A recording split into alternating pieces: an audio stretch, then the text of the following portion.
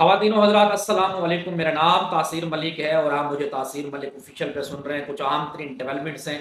जिनके ऊपर मुझे गुफ्तगू करनी है। कबल इसके कि मैं अपनी बात को आगे बढ़ाऊँ, आप सबसे गुजारिश है, अगर आप चाहते हैं कि हम आपकी तवाना आवाज़ बने और आपके दिल की बात आप तक पहुँचे, तो आप हमारे इस चैनल को सब्सक्राइब कर दें और घंटी का बटन लाजमी प्रेस कर दें, ताकि आने वाली तमाम तरह अपडेट्स आपको टाइम से मिलती रहें। दो ऐसी अहम डेवलपमेंट्स हैं जिनके ऊपर मुझे गुफ्तगू करनी है। पहली डेवलपमेंट ये है कि पाकिस्तान के अंदर एक नया इकोनॉमिक मॉडल लॉन्च करने की बातें हो रही हैं और कल 14 अगस्त को एक ब्रिटिश इकोनॉमिक मॉडल जो है उसकी इफ्तिताही तकरीब से जो है वो प्राइम मिनिस्टर ऑफ पाकिस्तान खिताब करेंगे और उसकी इनागोरेशन सेरेमनी होगी। ख़वातीन व हज़रात, दूसरी आज एक अपोजिशन अलाइंस आज बना है और मोहम्मद अली दुरानी साहब जो कि फार्मर जो है वो वफाकी वजीर रह चुके हैं, उनकी जो है उनके घर के ऊपर एक अपोजिशन का ग्रैंड अलायंस जो है वो उसका इजलास हुआ है और उसके अंदर पाकिस्तान तहरीक इंसाफ और पाकिस्तान की जितनी भी पॉलिटिकल अपोजिशन की जमातें हैं, बाशमूल मौलाना फजल रहमान साहब, जिनके बारे में मैं ये कहता हूँ कि कल के जो हरीफ थे वो आज के हलीफ बन बैठे हैं। हम इसके ऊपर डिस्कशन करेंगे। ख़वातीन हज़रात, सबसे पहले हम ब्रिटिश इकोनॉमिक मॉडल के ऊपर बात कर लेते हैं। अगर पाकिस्तान की इस वक्त करंट सिचुएशन की बात करें तो इकोनॉमिकली पाकिस्तान एक बदतरीन अपने दौर से गुजर रहा है, जहां पाकिस्तान के अंदर गुर्बत है, बेरोजगारी है, महंगाई है। पाकिस्तान के अंदर जो है इन्वेस्टर्स जो है वो आने के लिए तैयार नहीं है, यहाँ पर अपनी कोई इन्वेस्टमेंट लाने के लिए तैयार नहीं है। पाकिस्तान के अंदर जो है वो ब्रेन ड्रेन हो रहा है। पाकिस्तान का जो पढ़ा लिखा नौजवान है, पाकिस्तान का जो बेरोजगार नौजवान है, जिसके पास डिग्रियां हैं, जिसके पास शऊर है, जिसके पास अकल है, जिसके पास फहम है, वो मुल्क की खिदमत कर सकता है। लेकिन मौके ना होने की वजह से पाकिस्तान की जो मेन पावर है, पाकिस्तान का वो एक जो वो ब्रेन जो पाकिस्तान को आने वाले 10 से 20 30 40 50 साल के अरसा तक सर्व कर सकता था, वो पाकिस्तान में मायूसी के छाए हुए बादलों की वजह से पाकिस्तान से बाहर जा रहा है और पाकिस्तान से एक ब्रेन ड्रेन हो रहा है। और ख़वातीन व हज़रात, यहाँ पर इंपोर्ट्स जो है वो ना होने के बराबर है, एक्सपोर्ट्स के अंदर पाकिस्तान सॉरी इंपोर्ट एक्सपोर्ट्स ना होने के बराबर है और इंपोर्ट्स के साए के तले जो है वो ख़वातीन व हज़रात पाकिस्तान धंसा हुआ है। पाकिस्तान से जो है वो हर साल जो है वो लाखों करोड़ों डॉलर्स जो है वो स्मगल हो रहे हैं। पाकिस्तान के अंदर स्मगलिंग की एक बहुत बड़ी लानत है जो पाकिस्तान के अंदर अभी तक कंट्रोल नहीं हो सकी। तो ये बदतरीन मुआशी हालात पाकिस्तान के जो है वो पाकिस्तान का मुंह चिढ़ा रहे हैं और यही वजह है कि पाकिस्तान के अंदर जो है वो जो पाकिस्तान का आज पढ़ा लिखा नौजवान है वो पाकिस्तान से मायूस है और वो पाकिस्तान छोड़ के जा रहे हैं। अब ब्रिटिश मॉडल जो पाकिस्तान के अंदर लॉन्च करने के लिए जा रहे हैं, हाँ देखिए, दो पहलू हैं इसके ऊपर डिस्कशन के लिए, एक तनकीदी पहलू है और एक तारीफी पहलू है। हम हर वक्त हर चीज के ऊपर तनकीद नहीं करते। अगर हम इसको एक अच्छी सोच के तौर पर ले लेते हैं और इसको हम एक तारीफी पहलू के तौर पर इसको हम इसकी डिस्कशन करते हैं, तो देखें पाकिस्तान के अंदर डेफिनेटली एक इकोनॉमिक मॉडल की जरूरत है और पाकिस्तान को जो है वो एक सर्जरी की जरूरत है, इकोनॉमिक सर्जरी की जरूरत है, जहां पर पाकिस्तान के तमाम तर स्टेक होल्डर्स को मिल बैठ कर अपनी सियासत को बालाए ताक रखकर जो है वो ख़वातीन व हज़रात पाकिस्तान की इकोनॉमिक कंडीशन के बारे में सोचना होगा। मैं तमाम स्टेक होल्डर्स की बात इसलिए कर रहा हूँ क्योंकि पाकिस्तान के अंदर इस वक्त जो करंट पॉलिटिकल इंस्टेबिलिटी है उसके अंदर सारे के सारे स्टेक होल्डर्स, जिसमें हमारे सियासतदान सबसे फ्रंट पे आते हैं, उसमें हमारे मुक़द्दर हल्के भी शामिल हैं, उसमें हमारी अदलिया भी शामिल है, अदलिया के फैसले शामिल हैं, उसमें जनाब वाला लॉ एंड ऑर्डर की सिचुएशन शामिल है, उसमें जनाब पाकिस्तान के जो फॉरेन इंटरेस्ट है उसका डैमेज होना शामिल है, पाकिस्तान का इंटीरियर जो इंटरेस्ट है उसका डैमेज होना शामिल है। तो ये तमाम तर एस्पेक्ट मिलके पाकिस्तान को जो है वो इकोनॉमिकली एक दलदल के अंदर लेकर गए हैं। तो तमाम स्टेक होल्डर्स का ख़वातीन व हज़रात मिल बैठना इस वक्त अच्छा ज़रूरत है। तो ये जो इकोनॉमिक मॉडल लेकर आ रहे हैं, अगर इसकी तारीफी पहलू को हम लेकर आए तो यकीनन इसके ऊपर गवर्नमेंट ने काम किया होगा। इसके अंदर SIFC ने भी पूरा इसके ऊपर सोचो विचार की होगी, हमारे वजीर खजाना ने भी सोचो विचार की होगी और हमारे प्राइम मिनिस्टर ऑफ पाकिस्तान में देखें, जो मुल्क का सरबराह होता है वो आपका वजीर आजम होता है। अगरचे फार्म 47 के ऊपर भी यही शहबाज शरीफ साहब बनकर जो है वो प्राइम मिनिस्टर ऑफ पाकिस्तान की सीट के ऊपर पहुंचे हैं, अगरचे उनके पास पावर नहीं है, सो कॉल्ड प्राइम मिनिस्टर ये सही, लेकिन उनका एक दर्जा जो है वो मुल्क के जो है वो पेशवा का दर्जा है और मुल्क के बाप का उनका दर्जा है। उनको ये स्टेप उठाना चाहिए कि जिन लोगों के साथ आज वो वन पेज पर हैं उनके साथ निगोशिएशन करें और जो है वो उनको भी एतमाद में लें और हुकूमत वक्त के अंदर पीपल्स पार्टी में आसिफ अली जरदारी साहब जो कि मफाहमत के बादशाह के तौर पर जाने जाते हैं, उनका भी ये हक बनता है कि पाकिस्तान के अंदर अगर वो अपनी हुकूमत को स्टेबल करना चाहते हैं और पाकिस्तान को वाकई ही एक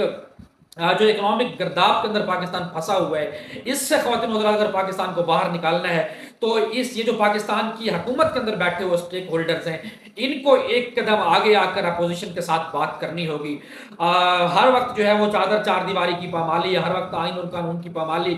जिसको दिल चाहे जिसको उठा लें, जिसको दिल चाहे गायब कर दें, जिसका दिल चाहे उसका रिमांड ले लें, ख़वातीन को जो है वो जेलों के अंदर बंद रखें, अगर उनकी ज़मानत हो तो फिर एक और केस के अंदर उनको जो है वो गिरफ्तार कर लिया जाए। अगर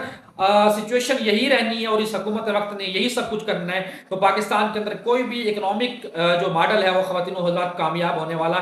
नहीं है। और जो 2.5 लाख की बात इस वक्त पाकिस्तान के अंदर चल रही है, मुसद्दिक मलिक साहब उस दिन फरमा रहे थे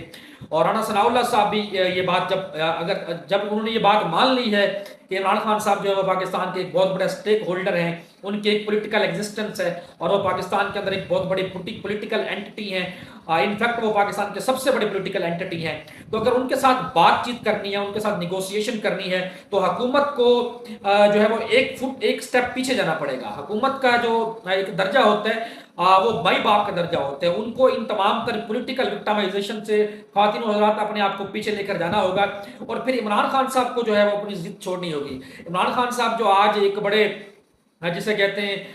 नो डाउट वो पाकिस्तान की बड़ी पॉलिटिकल एंटिटी है, पाकिस्तान की बड़ी पॉलिटिकल पावर है, लेकिन इमरान खान साहब को ये बात सोचनी है कि अपनी अपनी ईगो को फ्रंट पे रखना है या फिर पाकिस्तान का मफाद जो है वो फ्रंट पे रखना है। At the end of the day result क्या निकला? रिजल्ट यही निकला कि हमारे इदारे आपस में कन्फ्रंट करते रहे, हमारी पॉलिटिकल पावर्स आपस में कन्फ्रंट करती रही हैं और पाकिस्तान जिस नहज पर पहुंचा है ख़वातीन हज़रात वो आप सब जानते हैं। इमरान खान साहब ने नो डाउट पाकिस्तान की आवाम को जो है अपना दिलदादा बनाया है, पाकिस्तान की आवाम के दिलों में अपना घर किया है, लेकिन जो ख़वातीन हज़रात इमरान खान साहब ने जो अपनी लड़ाई थी, बेसिकली सियासतदान की लड़ाई सियासतदान से बनती है और सियासतदान को ज़ेब भी यही देता है कि वो अपनी जो लड़ाई है वो ख़वातीन हज़रात जो है वो पोलिटिकल लोगों के साथ रखे। और फिर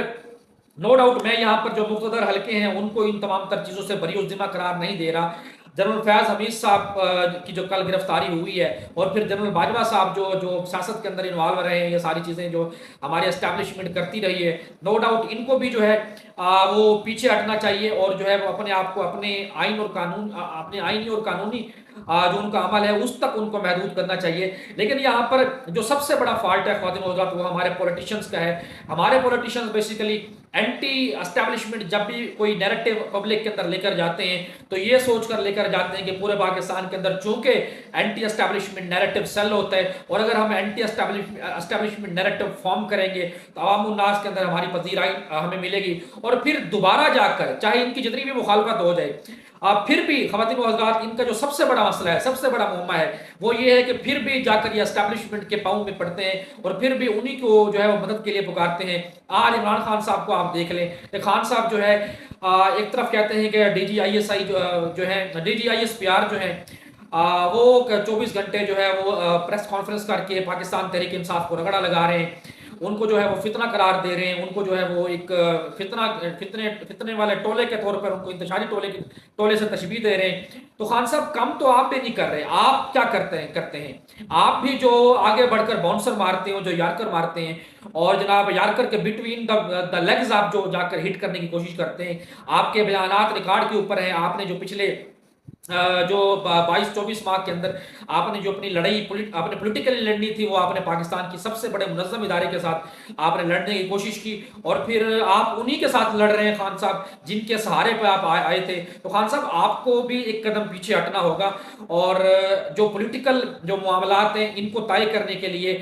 जब तक सारे स्टेक होल्डर्स ख़वातीन हज़रात एटलीस्ट एक कदम पीछे नहीं हटते तब तक जो है वो ख़वातीन हज़रात पाकिस्तान के अंदर जो है वो कोई भी इकोनॉमिक जो मॉडल है वो कामयाब नहीं होने वाला। तो पाकिस्तान का अपना ही कोई इकोनॉमिक मॉडल ये बना लें और उसके ऊपर एक पॉलिसी बना लें कि by hook and by crook opposition हमारी ये एक रेड लाइन है, इसको क्रॉस नहीं करेगी और जो गवर्नमेंट है ये एक रेड लाइन है, इसको क्रॉस नहीं करेगी। फिर जाकर जो है ये मामला तय होंगे और फिर जाकर कहीं पाकिस्तान जो है वो इकोनॉमिकली जो है वो अपने पाँव के ऊपर जो है वो खड़ा होगा और फिर पाकिस्तान जो है वो इकोनॉमिकली कुछ ना कुछ तरक्की और बुलंदी के मनाजिल जो है वो ख़वातीन व हज़रात तय करना शुरू करेगा। आज ख़वातीन व हज़रात एक अपोजिशन ग्रैंड अलायंस की जो आज एक खबर चल रही है कि ये एक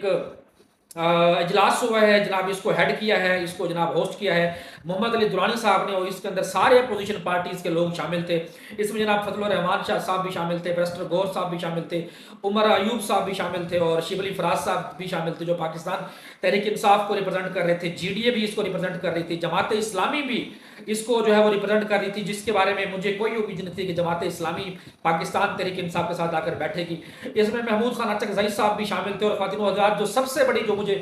ब्रेकिंग न्यूज़ मिली है, जो शॉकिंग न्यूज़ मिली है ख़वातीन व हज़रात, वो कल के हरीफ जो है वो आज के हलीफ बन बैठे हैं। पाकिस्तान तहरीक इंसाफ और जमीयत उलमा इस्लाम जो है वो आज इस ग्रैंड अपोजिशन अलायंस के अंदर इकट्ठे बैठे हैं। तो ख़वातीन व हज़रात, ये ग्रैंड अलायंस जो अपोजिशन का है, ये बेसिकली अगर ये बन रहा है सिर्फ और सिर्फ इस वजह से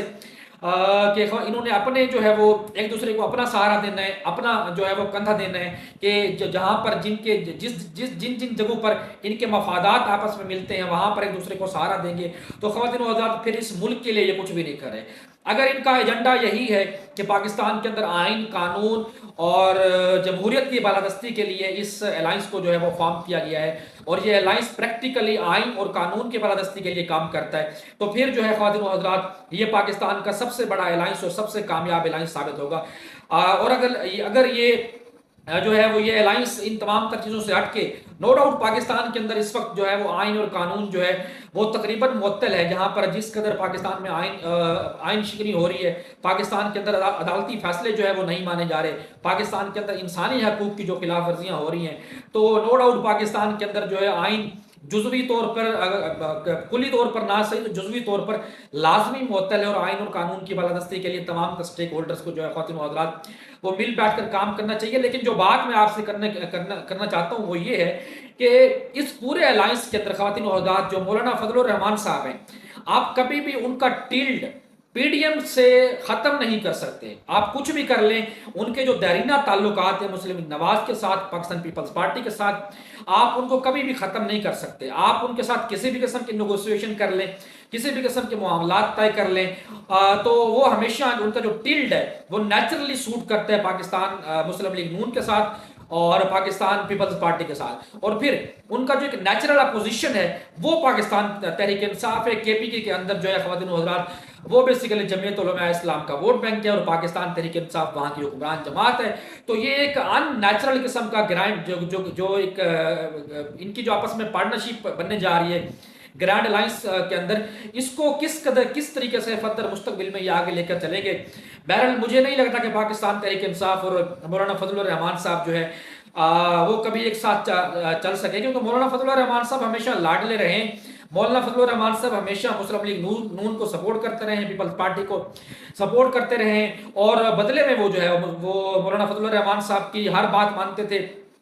उनको जो है वो अपना आका बनाकर अपने सर माथे पे ऊपर बिठाते थे, माथे का झूमर बनाकर उनको पेश किया जाता था मुस्लिम लीग नवाज की तरफ से, पीपल्स पार्टी की तरफ से। और यहाँ पर पाकिस्तान तहरीक इंसाफ उनको अपने लिए इस्तेमाल करने के लिए जो है